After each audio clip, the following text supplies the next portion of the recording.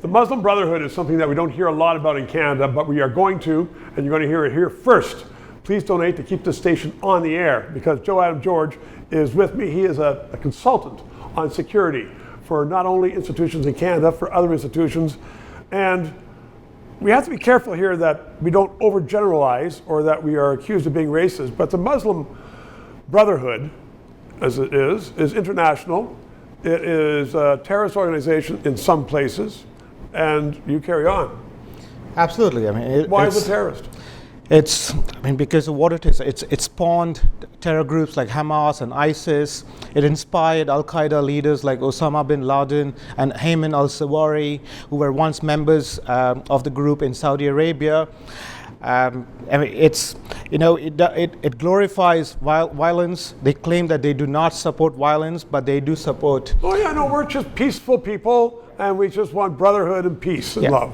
And like you mentioned earlier, they are designated terrorist group in Muslim majority countries. Saudi Arabia, UAE, Jordan just a couple of months ago designated them. So Egypt. Arab countries are saying this organization is terrorist, but we do not in Canada. We are coddling them. We what? We are coddling them. We are allowing them to spew their hatred, their pathological hatred for the West, for Jews, for anything, for our values and freedoms, which ironically they use to push their propaganda against us.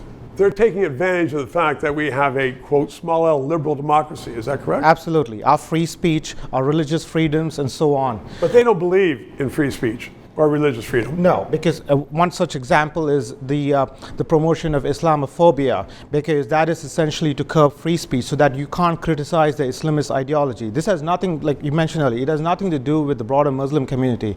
It is this significant Islamist group movement with tens of thousands of members across the world, well supported, well funded by Qatar and Turkey.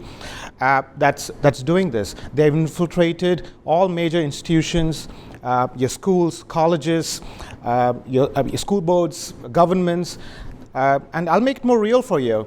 The French government, just last month, there was a report leaked of the French government from the Ministry of Interior about how the Muslim Brotherhood is looking to take over Europe.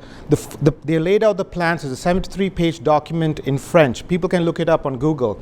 It made international news, surprisingly not in Canada though. Well, no, not surprising, because we have this press that's generally paid by the PMO, who is also courting the Muslim Brotherhood and others. So when we see these protests and people out there protesting, saying United States out of Iran, and they're protesting Hamas, supporting Hamas, many of them are paid, I'm told.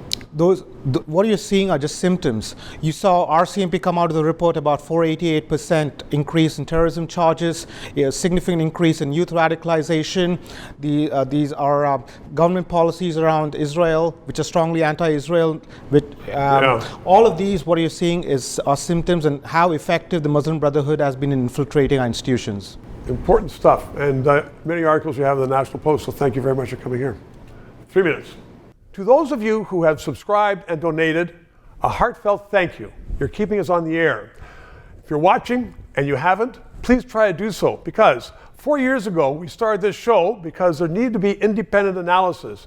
Now more than ever, with the Online Harms Act. Once that gets into law, it's been passed once by the House, there are going to be hundreds of bureaucrats censoring the news in Canada, censoring this show.